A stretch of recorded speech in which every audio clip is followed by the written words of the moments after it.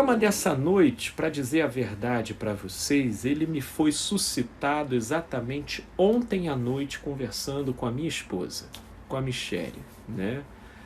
Eu falei com ela do final de semana para cá, foi tudo muito corrido, muito tumultuado, e eu cheguei do trabalho aqui em casa e até comentei com ela assim, amor, eu ainda estou sem tema para o que conversar amanhã. E aí a Michele me mostrou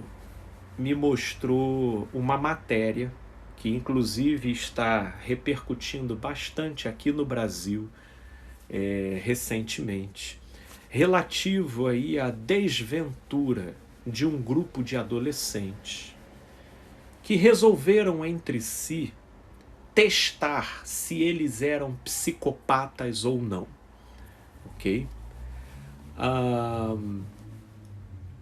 E nessa brincadeira de muito mau gosto, eles simplesmente assassinaram uma menina de 18 anos. Isso aconteceu aqui em Goiânia, aqui no Brasil. E quem ainda não teve contato com essa matéria, eu sinceramente não seria o foco aqui noticiar essa informação com riqueza de detalhes, mas caso você queira se inteirar melhor, né, da situação, eu te incentivo a dar uma gugada aí e coloca, né, assassinato, adolescentes, psicopata, pode colocar essas palavras aí que você vai cair no endereço certinho, porque o acontecimento é recente. Pois então, entre eles, né, formou-se essa conversa, essa dúvida, se eles porventura poderiam ser ou não.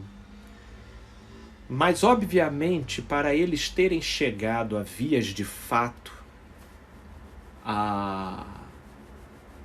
havia um incentivo, havia se formado entre eles uma relevância positiva sob o entendimento de que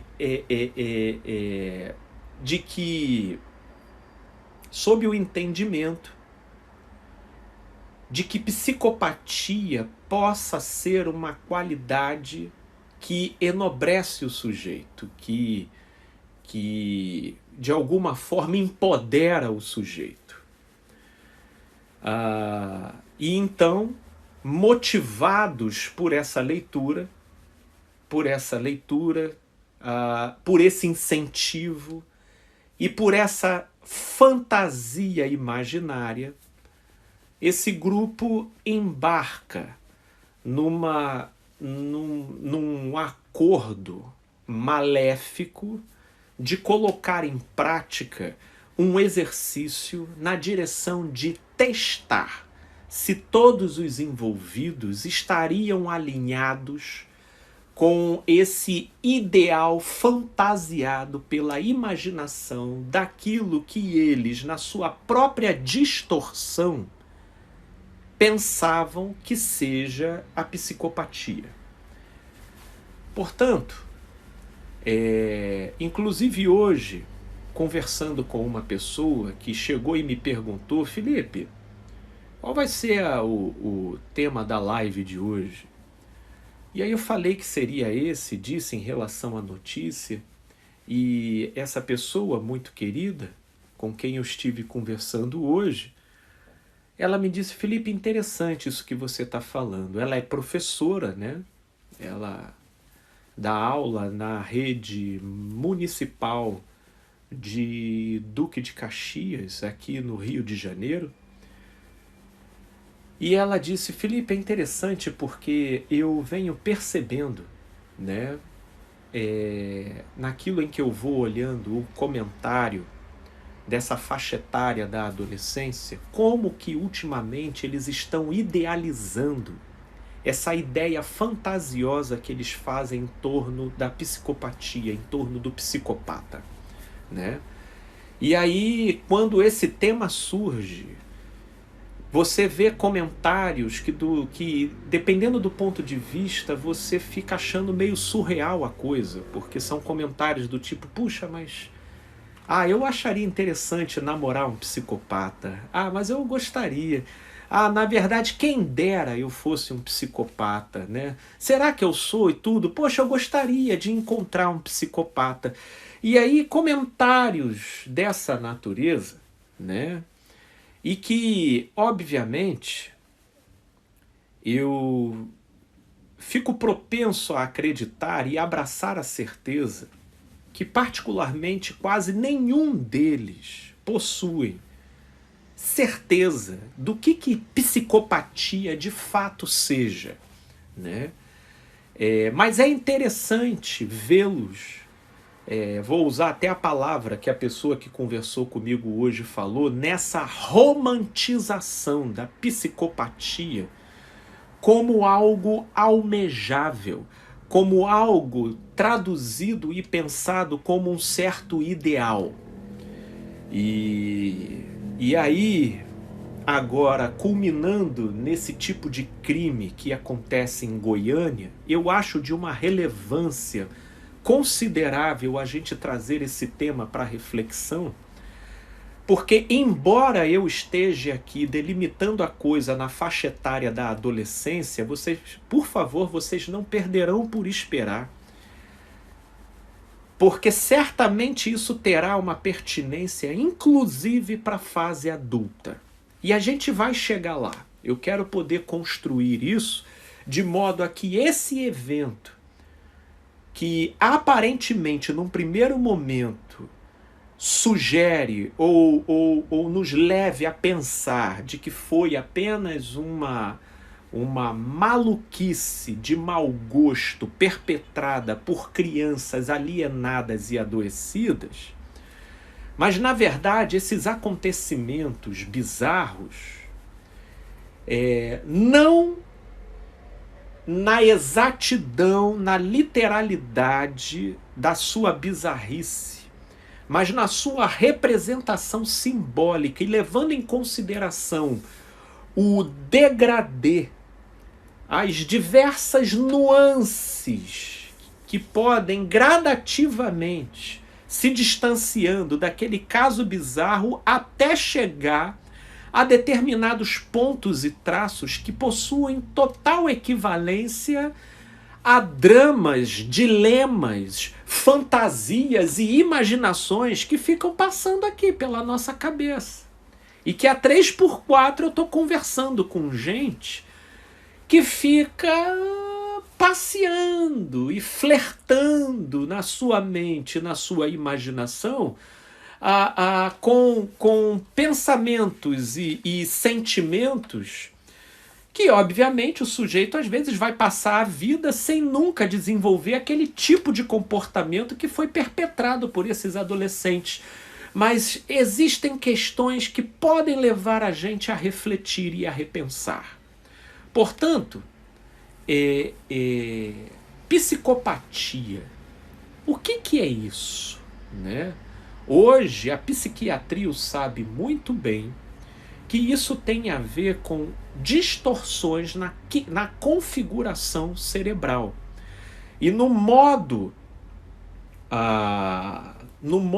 atípico, né, com relação à forma como as sinapses e as químicas cerebrais são produzidas, ok? Gerando, portanto, um padrão de reação tanto relativo ao estímulo que se recebe, quanto com relação à resposta que se dá a esse estímulo. Esse padrão aí, ele se dá de forma atípica na neurofisiologia psicopática, né? Vamos dizer assim. O cinema, Hollywood, deu conta, né, de engravidar o nosso imaginário, tá? Com engravidar o nosso imaginário com certos personagens, né? Onde falar em psicopatia, geralmente a gente traz em mente serial killers, né? Então é aquela pessoa que, sem sentir o menor remorso, ela vai lá e vai assassinando e inclusive desenvolve até uma filosofia de vida em relação àquilo, né? Só que graças ao bom Deus, né, em termos do modo como uma psicopatia pode operar no nosso sistema neurofisiológico e na psique das pessoas, esse compõe a menor porcentagem dos casos, né? Desses serial killers. Eles até existem, né? Mas eles são a minoria, graças a Deus, né? Até porque existem outros tipos de psicopatia e que afetam outras dimensões da vida do sujeito. E de pessoas, por exemplo, onde você vê, se o cachorro dela morrer, ela entra numa crise existencial. Terrível. Mas ela é capaz de, se tiver que ser, de te passar para trás para conseguir uma vantagem. Você entendeu? A psicopatia vai levar, às vezes, pessoas a serem verdadeiras filântropas, né? Contribuindo para o bem da causa do pobre, do desfavorecido. Mas você vai ver ele uma pessoa extremamente fria no trato e na condução com a família, de modo a perpetrar atitudes nocivas sem o menor incômodo com relação àquilo, né? Então, nós, de uma certa forma, o que eu estou aqui ensaiando para dizer é que psicologicamente nós estamos muito mais envolvidos com a psicopatia do que a gente possa imaginar, né? Isso porque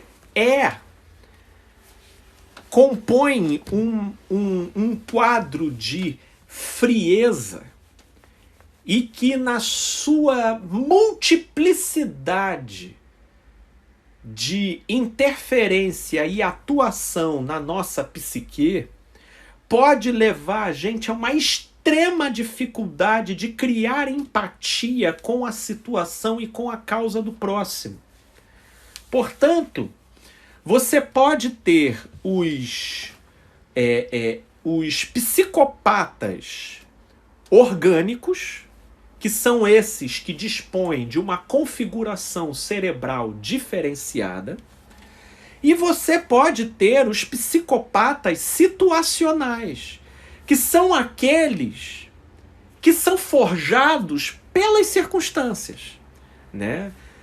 Se você for até pegar o quadro do assassinato dessa menina perpetrada por esses adolescentes, olha, eu não conversei com nenhum deles e confesso até para vocês que eu não mergulhei muito nos detalhes, mas dentro do que eu pude ler acerca do que estava informado da matéria, a impressão que eu tive, e que inclusive foi até comunicado pelo delegado, é que havia uma adolescente ali que, embora ele não pudesse bater o martelo, mas ela notoriamente indicava algum transtorno de personalidade.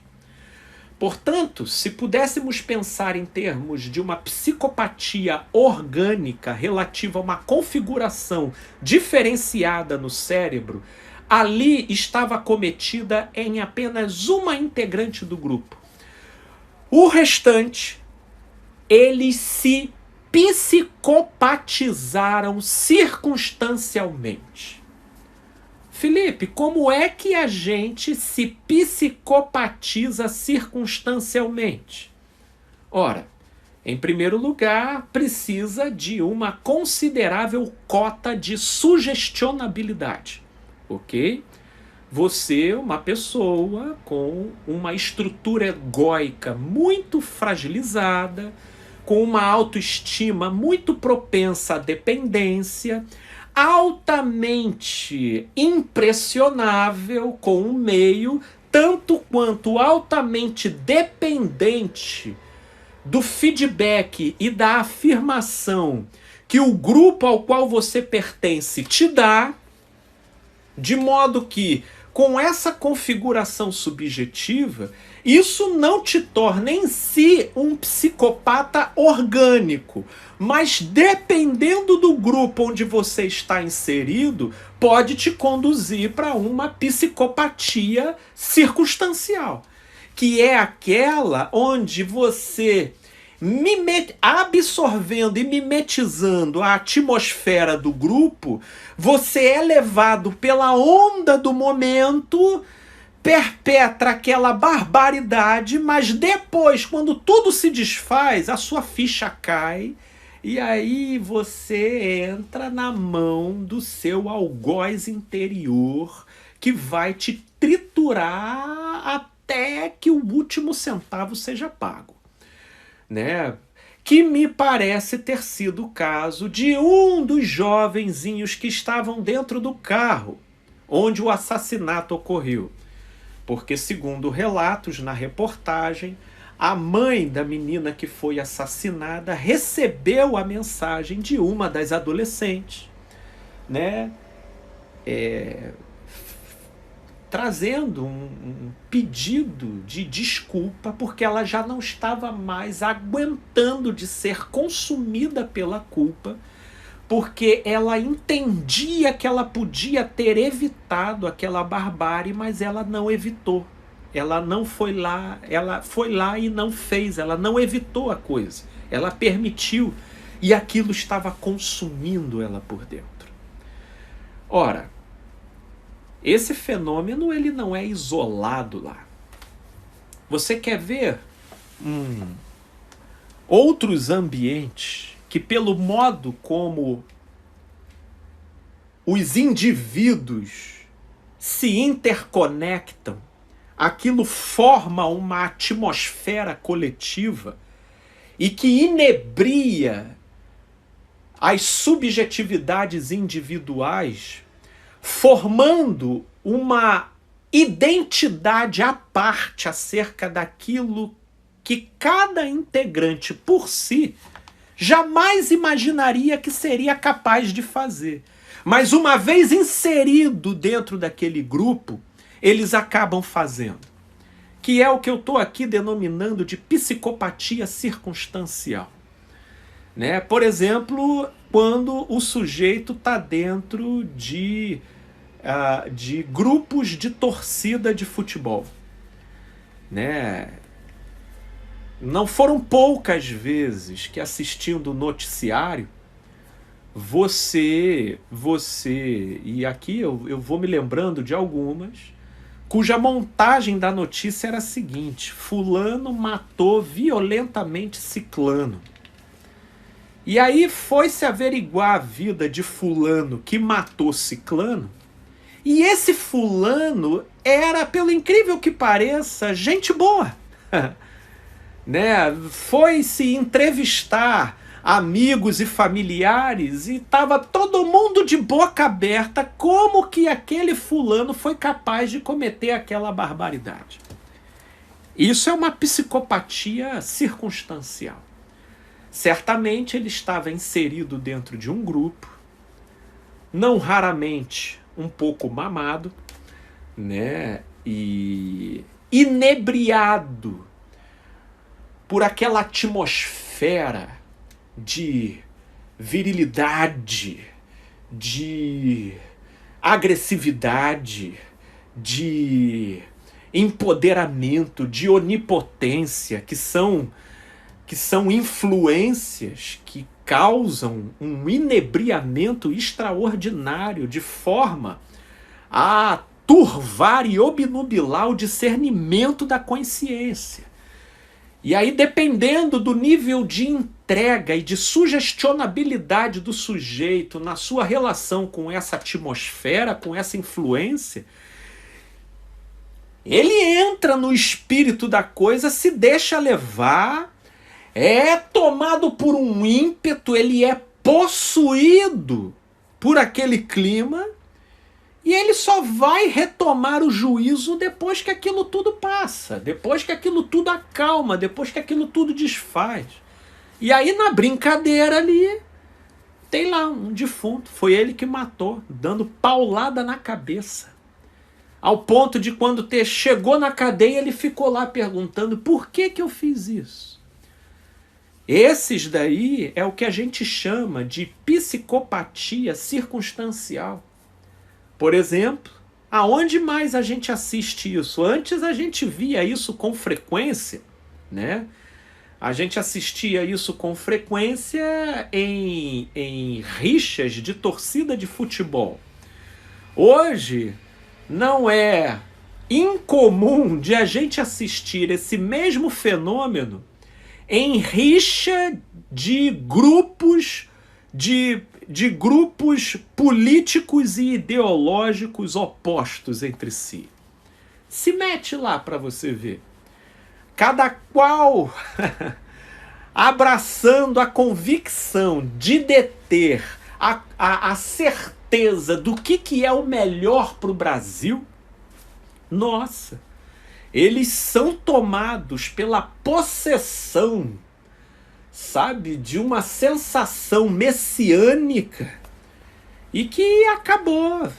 Pessoas mais sugestionáveis e de constituição egóica mais frágil se deixam levar por aquela atmosfera, e se aparece um sujeito que pensa diferente. Eu estava aqui, me chega uns vídeos de WhatsApp, a cada protestos desses que tem, ora da galera da esquerda que vai lá, ora agora a galera do extremismo da direita que está em ascensão, tem sempre um calango lá, descontrolado, completamente embevecido. E se ele encontra algum suspeito de oposição no entorno dele, você vê que ele está completamente psicopatizado pela possessão da ideologia que dominou a psique e a neurofisiologia dele, de modo que, se por outro lado o sujeito ainda for um provocador, já não precisa, se não tiver a polícia, se não tiver pessoas para interferir, se as circunstâncias forem favoráveis, não precisaria nem ser profeta relativo à probabilidade de rolar um assassinato ali. Psicopatia circunstancial. Psicopatia circunstancial é aquela que às vezes vem como resultado de uma gravidez ideológica que o sujeito vai alimentando na mente, alimentando. Por exemplo, vocês querem de repente saber um dos tapetes vermelhos introdutórios de uma psicologia da psicopatia. Por que eu estou chamando psicologia da psicopatia? Porque eu quero diferenciar da psicopatia neurofisiológica, que é aquela que aqui no início da nossa live eu associei como sendo algo geralmente congênito, ou seja, nasce com a pessoa, né? E se dá em função de uma configuração atípica do funcionamento neurofisiológico do sujeito. Então essa nós estamos aqui denominando de psicopatia orgânica. E que, repito, não necessariamente é um sujeito que vai se tornar um serial killer. Não necessariamente. Ele vai ter apenas um padrão de estímulo-resposta diferenciado. Ele vai estar respondendo de maneira atípica, de modo, inclusive, aí sim, em determinadas escolhas, em determinadas respostas, em determinadas interações, vai ser uma pessoa meio que vai passar pela fama de esquisito, né? Porque ou inapropriado. São pessoas que frequentemente elas estão tendo que lidar com conflitos, porque como o padrão neurofisiológico de resposta ele é diferenciado, então ele responde de maneira diferente ao estímulo que ele recebe. Naquilo em que boa parte chora, ele acaba não chorando. Naquilo em que muitos veem tristeza, ele acaba achando graça, porque diz respeito a um padrão diferenciado, mas isso não necessariamente leva o sujeito, né, para essas fantasias clássicas, né, que foram introduzidas no nosso imaginário via Hollywood. Não tem nada a ver com isso. Agora, estamos aqui falando, né, da psicopatia psicológica ou da psicopatia circunstancial. Ambas não são desencadeadas por uma configuração atípica neurofisiológica. Elas são desencadeadas, no caso da circunstancial, pelas circunstâncias, obviamente, como o próprio termo já sugere, e a psicológica, ela também é desencadeada psicologicamente. E aí eu volto à pergunta. Felipe, como é que se desencadearia uma psicopatia psicológica? Quais são os elementos introdutórios para a formação desse tipo de configuração psicológica? A amargura, o ressentimento. Inclusive, você pode procurar aí no meu canal, no IGTV, ou lá no meu canal no YouTube, as lives onde eu estive falando sobre mágoa, sobre ressentimento. E aí você vai ter um aprofundamento muito maior do modo como psicologicamente esses sentimentos atuam na nossa visão de mundo e na nossa personalidade. E se isso é algo sistematicamente alimentado pelo sujeito, isso pode criar o tapete vermelho para a formação de uma psicopatia psicológica. Por exemplo, há pouco tempo eu tive que lidar com um sujeito que a princípio tinha sido até diagnosticado pelo psiquiatra que o avaliou como um sociopata. Só que a sociopatia dele, ela acabou se endereçando para a relação entre ele e a família.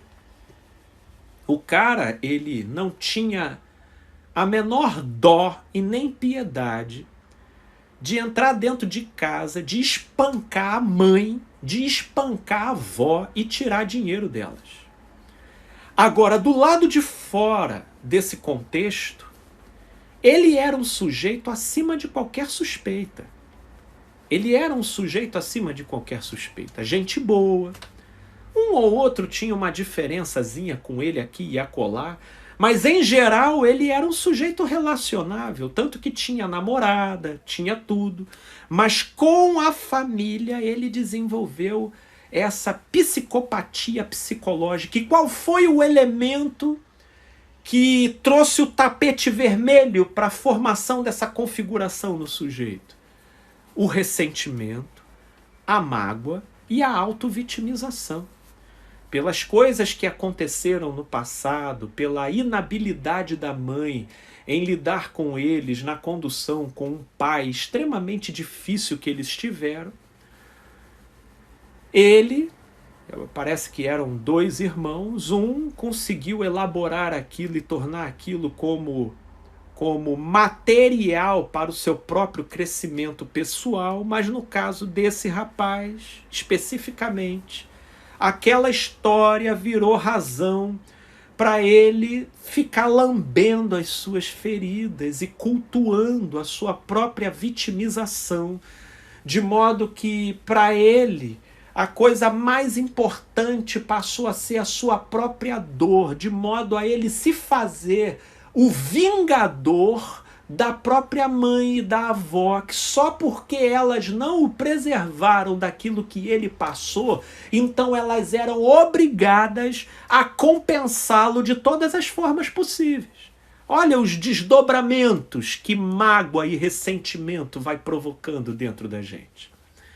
De modo que não foi da noite para o dia que ele já chegou espancando mãe e avó para extorquir dinheiro. Isso é todo um processo. E é assim que se forma a psicopatia psicológica.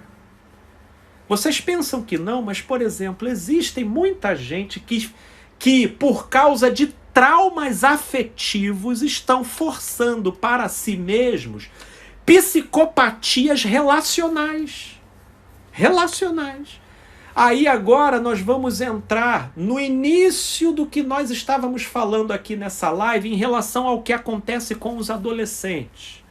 Vocês lembram aqui que eu estava dizendo que eu fui conversar com uma pessoa hoje e essa pessoa estava me comunicando o quanto que ela estava impressionada com o modo como, no geral, ela é professora, né? Então ela interage com muita gente dessa faixa etária, no modo como os adolescentes meio que estão romantizando a psicopatia. Agora, por quê? Porque no imaginário social, a psicopatia ela está ficando muito relacionada com não sentir. E como a fase da adolescência ela está relacionada não só com a puberdade, né, com a explosão hormonal, né, e consequentemente uma profusão de intensidades de sentimentos e emoções que o jovenzinho ainda tem muita dificuldade para modular dentro dele. Se nós adultos já temos, imagine na adolescência, né? Não é por outra razão que é justamente essa faixa etária que está capitaneando a maior estatística de tentativas de suicídio, né? Porque é uma travessia existencial muito conturbada, de modo que naquilo em que muitos padecem pela intensidade daquilo que eles sentem, e com a psicopatia adquirindo essa conotação de ausência de sentimento, então a psicopatia, né, obviamente que na ignorância dessas imaginações, passa a ser vista compensatoriamente com um certo glamour. Ai, quem dera fosse psicopata, né? Psicopata, uma pessoa assim, né? Mais fria, mais pragmática. E aí agora vamos sair da adolescência. Em falar em frieza, não foram poucos os adultos que chegaram até mim para conversar e por conta dos embaraços afetivos e emocionais e no modo como aquilo dilacerava ele por dentro, não foram poucos os que viraram para mim e disseram: ah, Felipe, quem dera eu fosse fria, sabe? Eu queria ser uma pessoa mais fria, mas eu não consigo. A grande verdade é que uns mais, outros menos, alguns não diretamente, até porque talvez seria politicamente incorreto, mas uma quantidade expressiva de pessoas fica flertando com um desejo, por vezes latente, porém presente e pulsante, de quem sabe um dia poder não sentir o que ela sente, não ter a sensibilidade que ela tem, ou seja, ser uma pessoa mais fria. O que é isso se não romantizar psicopatia? O que as pessoas estão querendo dizer com isso? Ora, elas estão querendo terminar relacionamentos, assim, sabe? Ela tá lá no casamento, aí o marido traiu, e ela quer, sabe fazer o quê? Ela quer, seu babaca, vai embora, nunca mais quero te ver. E, impávido colosso, olhar para outra direção e seguir sem sentir nada. É por isso que a nossa geração ela terá uma propensão imensa de se simbiotizar com a máquina e de se desumanizar em favor da tecnologia. Porque, no fundo, todo mundo carrega um certo ressentimento do porquê que ela sofre pelas coisas que ela acha que não deveria sofrer. E é esse tipo de disposição que leva uma quantidade expressiva de pessoas a romantizar a psicopatia. Sabe? Ah, eu queria ser que nem o meu chefe. Meu chefe, ele manda embora e ele não quer nem saber.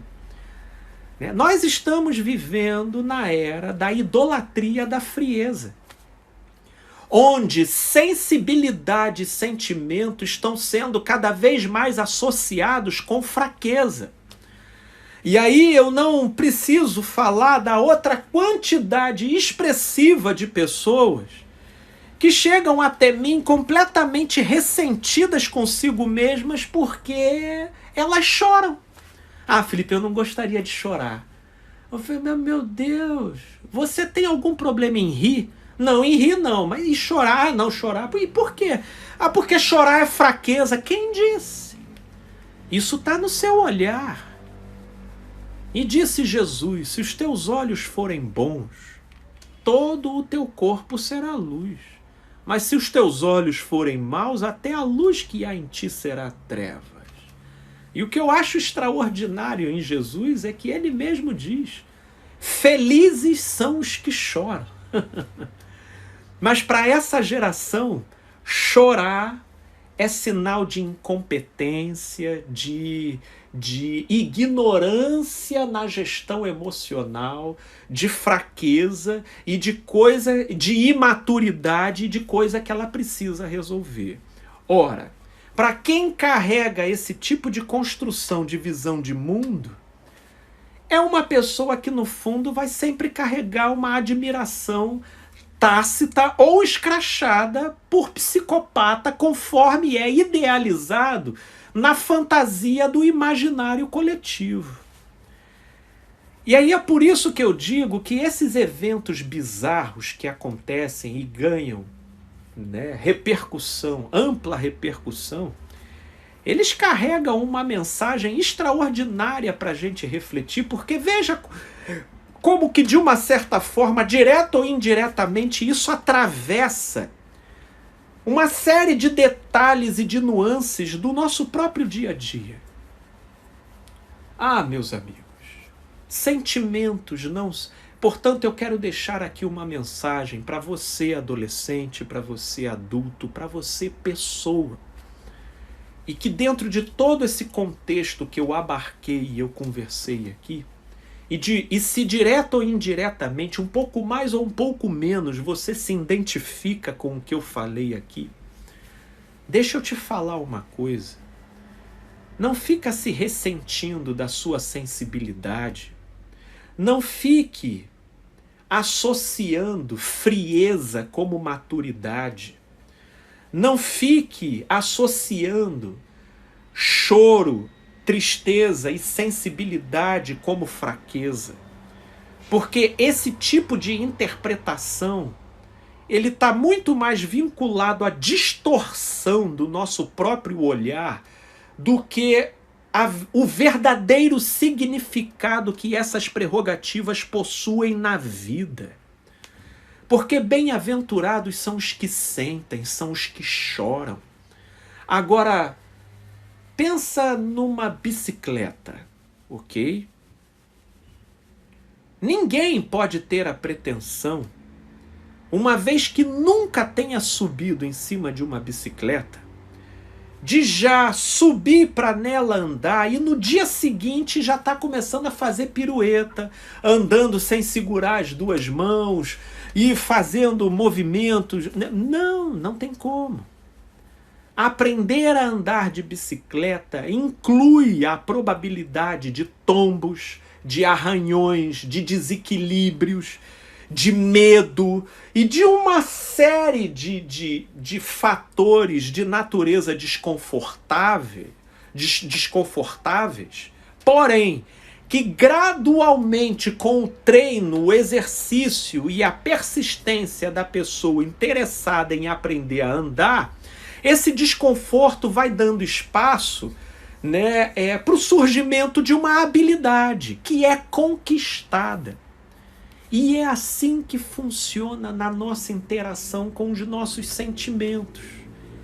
Será que ao invés de você preferir ser uma pessoa fria, será que não seria melhor você rever a impulsividade com que você se lança em determinados relacionamentos?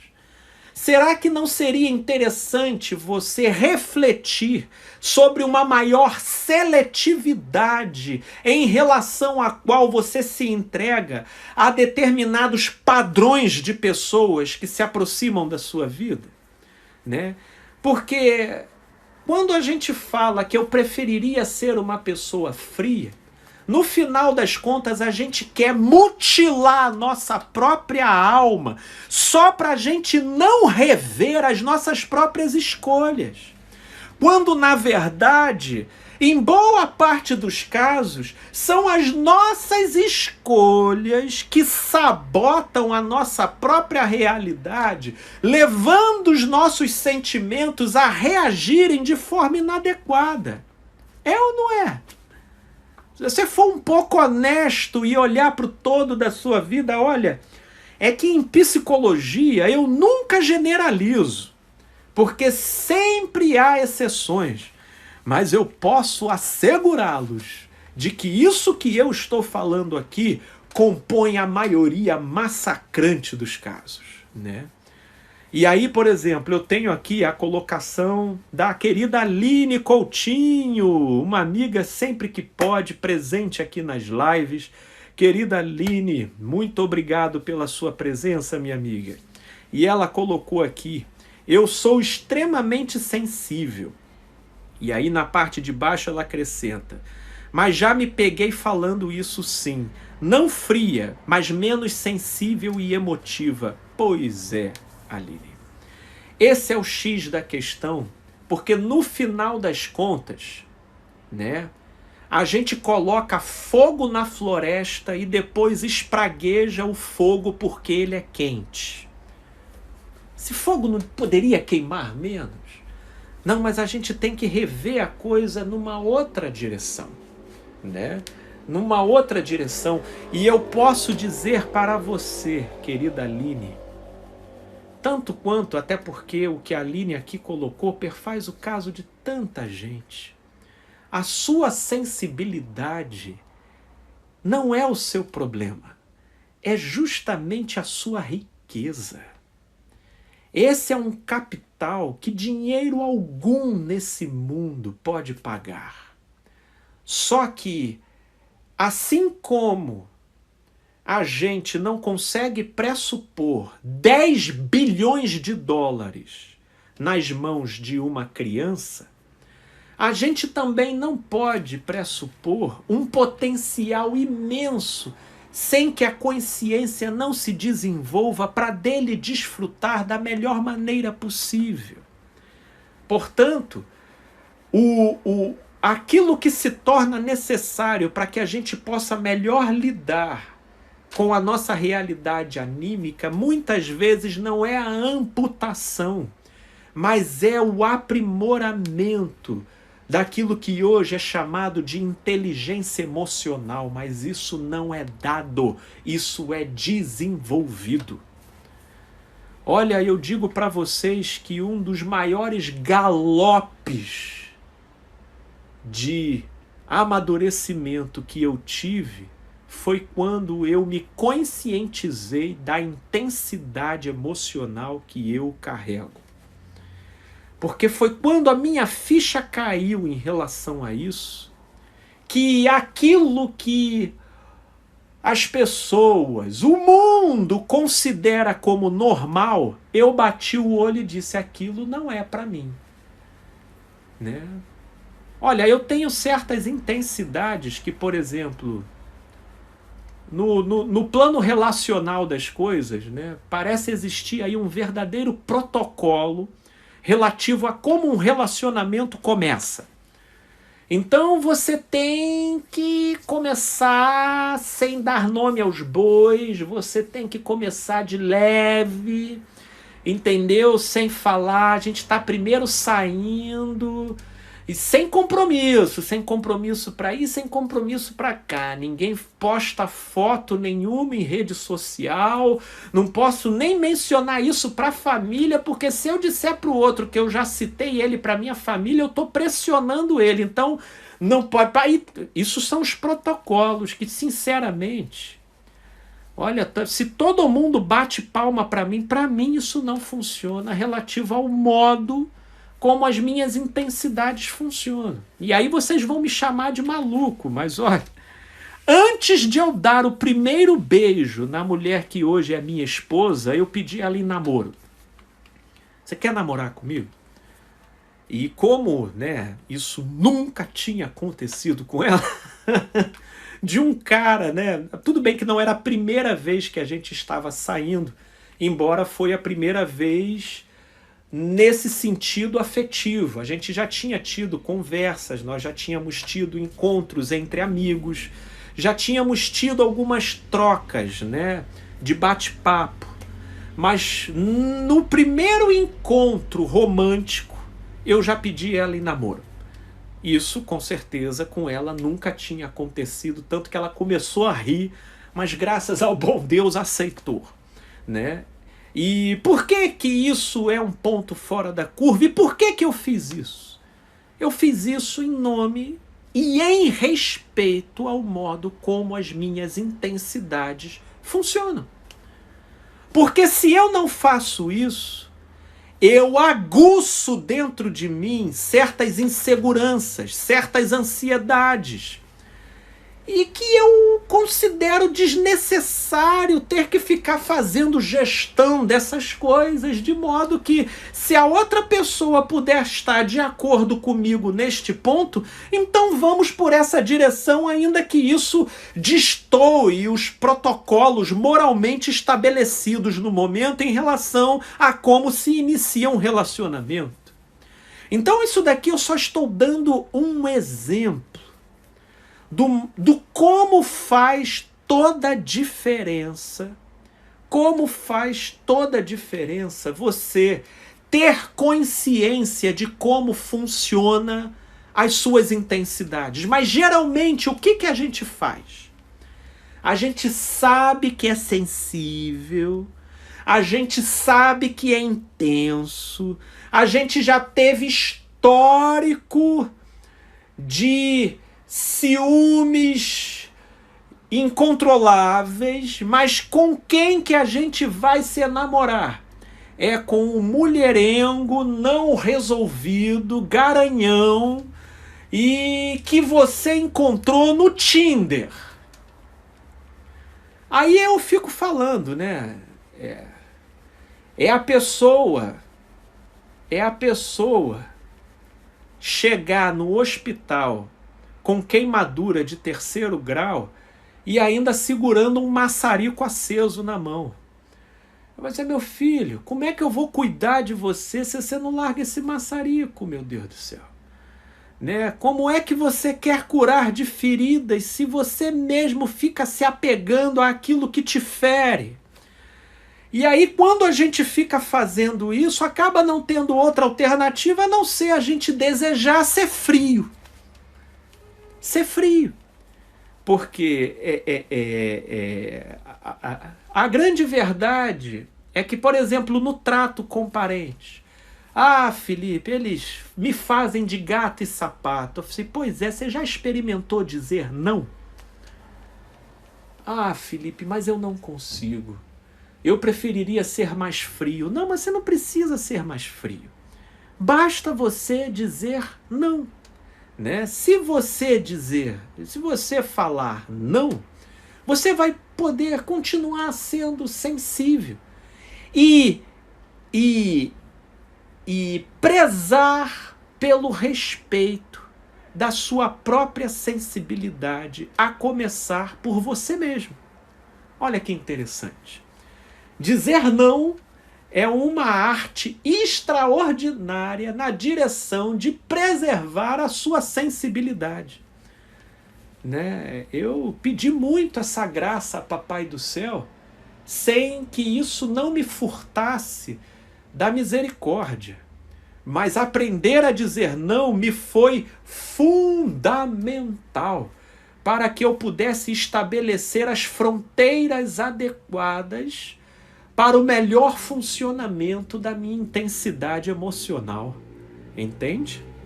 E aí, olha, eu tenho aqui a querida KMS Padei. Respeito para com ela e principalmente para com você. Para com suas emoções. É isso aí, minha amiga. É isso aí. E aí, o meu amigo Anderson coloca: Felipe, vou procurar ser sucinto. Sobrevivi a um acidente automobilístico em 2004, no qual morreram 3 colegas. Fiquei em coma, descolamento cerebral, e desde então não consigo chorar. Ok. Nesse caso, querido Anderson, tá?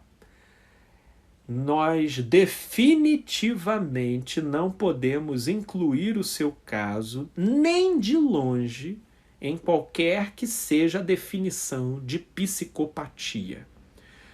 O que você tem é a privação de uma determinada resposta em decorrência de uma distorção na sua configuração neurofisiológica e que acabou causando esse tipo de comprometimento. Possivelmente, isso pode ter criado ligeiras interferências em algumas sensibilidades ou não, de maneira às vezes a atenuar algumas e aguçar outras, enfim. Mas definitivamente, nem mais aqui, nem mais acolá, isso estaria dentro do que se poderia chamar psicopatia, né? E é interessante até, Anderson, você trazer essa questão, porque são essas concepções assim muito amadoras que, em geral, o senso comum dispõe em relação ao que supostamente seja, né? Ao que supostamente seja psicopatia, né? E a psicopatia é algo que vai muito na direção de uma dificuldade de se colocar no lugar do outro, de maneira que o sujeito cria determinados atropelamentos e interferências que às vezes podem prejudicar ou beneficiar o outro sem que ele consiga perceber ou depreender essa mensagem. Entende? Portanto, isso inevitavelmente opera como uma deficiência. Psicopatia não é vantagem para ninguém. E, na verdade, as pessoas, elas só... os adolescentes, eles cultivam esse imaginário, né, de psicopatia justamente por conta da fase conturbada em que eles vivenciam as suas próprias emoções. E como na superficialidade da sua compreensão eles fantasiam que psicopatia seja uma frieza e que não desencadeia sofrimento e que dá ao sujeito um empoderamento onde ele faz sem o menor ressentimento e sem a menor sensibilidade, então ele acha que aquilo é bom. E como ele ainda carrega esse maniqueísmo, né, de que rir da desgraça é força e chorar diante da dor é fraqueza, entendeu? Então, com esse tipo de leitura, é inevitável ele sucumbir nessa fantasia de romantizar a psicopatia como algo almejável. Mas isso tudo é imaturidade, é alienação. Psicopatia, ela é uma disfunção do cérebro quando se dá por um parâmetro cerebral e ela é uma patologia psicológica geralmente desencadeada por traumas não resolvidos. Ou por aquilo que nós falamos, quando se dá de maneira circunstancial, onde o sujeito sugestionável, carente e fragilizado, inserido dentro de um grupo, ele se deixa ser levado pela onda e a ficha dele só vai cair quando ele se ver isolado novamente, e é aí que vai pesar sobre ele o valor e o peso das suas próprias atitudes.